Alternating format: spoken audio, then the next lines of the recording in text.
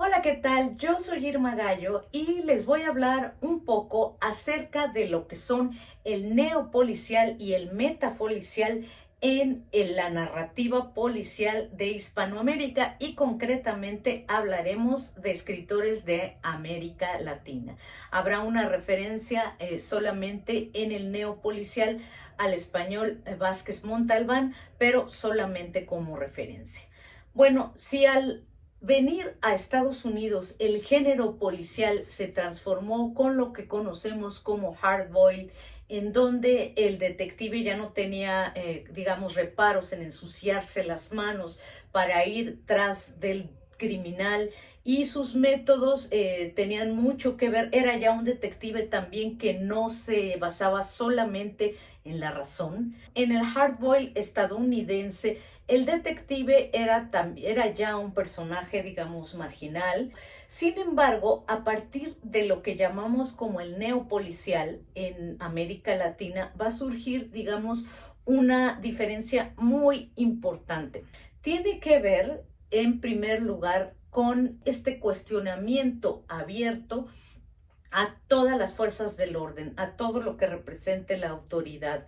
En 1990, en una entrevista que le hicieron al escritor mexicano Paco Ignacio Taibo II, él habló justamente de la policía como una fuerza del caos, no es una fuerza del orden. Esta es una gran diferencia con los norteamericanos que a final de cuentas siguen creyendo de alguna manera en las instituciones y en las instituciones encargadas de llevar a la justicia a los criminales.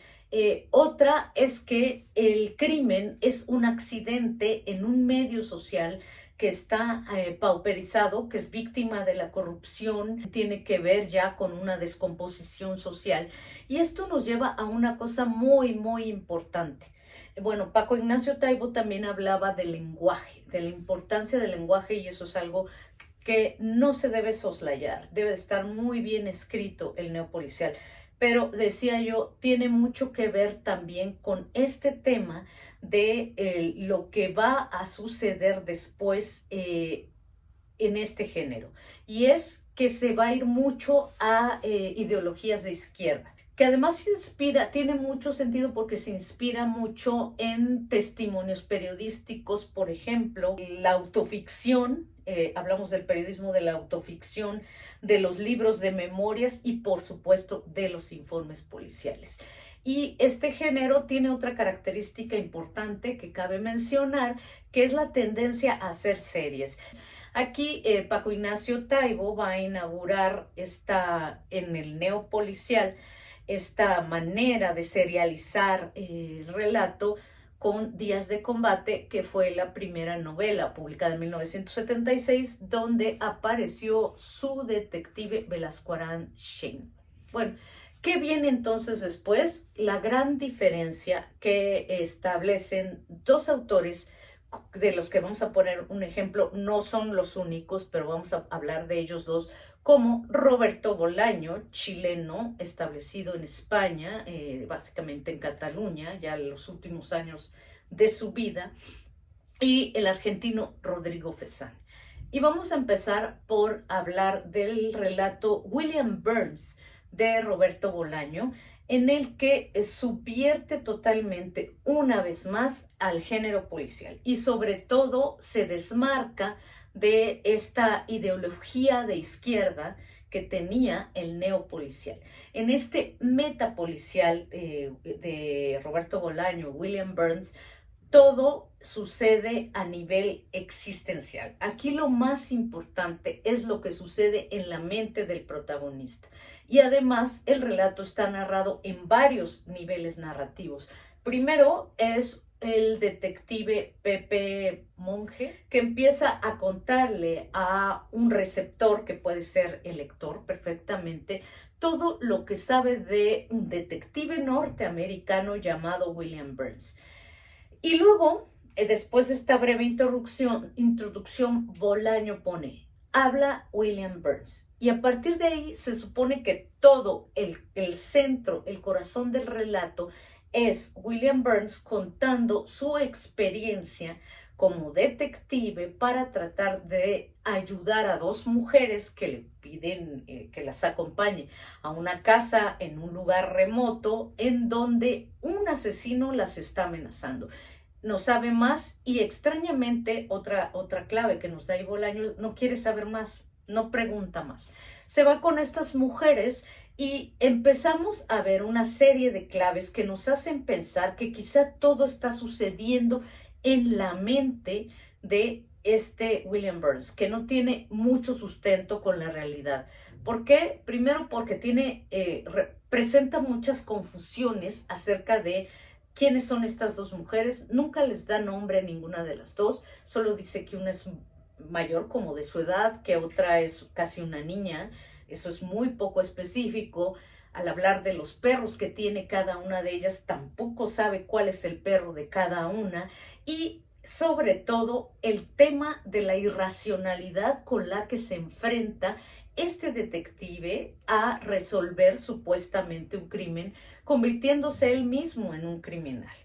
La casa donde viven estas mujeres, que se convierte de alguna manera o es una especie de reflejo de la mente de William Burns, porque cuando ve al abarrotero, que es quien ellas creen que es el asesino, asomarse en una ventana de la casa, en una habitación, él dice: a esta habitación nunca había entrado. De por sí la casa es extraña porque por fuera parece de 3 plantas y por dentro de 2, perdón. Es muy extraña. Y cuando él ve a este hombre al que va a matar a golpes, dice: nunca había entrado a esta habitación. Como si la habitación de la violencia más terrible, de aquello que no queremos reconocer de nosotros mismos, sea eso que permanece ahí. El detective entonces se convierte en el criminal, en todo este mundo que tiene mucho que ver con la locura, con el miedo, con la pesadilla, con el inconsciente. Y finalmente vamos a hablar de la formación científica de Rodrigo Fresán, que es parte de este libro que se llama Historia Argentina. Es la historia de un científico argentino que se ha ido a vivir desde hace muchos años a la Patagonia y un día escucha las variaciones Goldberg de Bach, y ese es el momento de la revelación en que le llega que su madre está enferma, que tiene que volver a la ciudad que lo vio nacer, probablemente Buenos Aires, muy probablemente. Y esto le implica una serie de pasos por los que podemos leer el relato en clave policial. No es que haya un detective como tal, no es que haya una investigación, pero a este protagonista le cuesta muchísimo trabajo regresar a esta ciudad donde nació, porque el tema de cómo envejecemos tiene mucho que ver con cómo nos perciben los demás. Hasta que los demás, que no nos han visto en mucho tiempo, nos perciben de cierto modo, nos damos cuenta que hemos envejecido. Y por otra parte, hay otras claves ahí que son muy interesantes. Por ejemplo, cómo se le niega a este personaje el acceso al conocimiento de lo que está sucediendo en su ciudad. Él llega y el aeropuerto es un desastre, es muy difícil conseguir taxis, hay revueltas, pero él no entiende nunca bien a bien por qué. Y a 2 taxis que se sube, los taxistas no le quieren decir por qué. Llega a la casa donde creció, a la casa de su madre, donde nació, donde se crió, y lo recibe una amiga una amiga que le dice yo fui quien te avisó. Tu madre desde hace años me pidió que viniera a vivir con ella, que la cuidara. Él encuentra una caja en donde están todas las cartas que una mujer le escribió a su padre. Su padre, él cree que murió de manera accidental, por un disparo accidental, nunca tuvo muy claro cómo, pero al final se va a revelar por la lectura de estas cartas que su padre era amante de esta misma mujer que ahora vive en casa de su madre. Su madre, recordemos, está inconsciente en el hospital, y que la madre fue quien le disparó. ¿Qué plantea aquí Rodrigo Fresán? bueno, que el protagonista no va a restituir nada, no va a cambiar nada de su pasado. Es una especie de detective que se queda en el puro plano de lo existencial, porque nada, nada se va a transformar después de este descubrimiento de que fue su madre quien mató a su padre.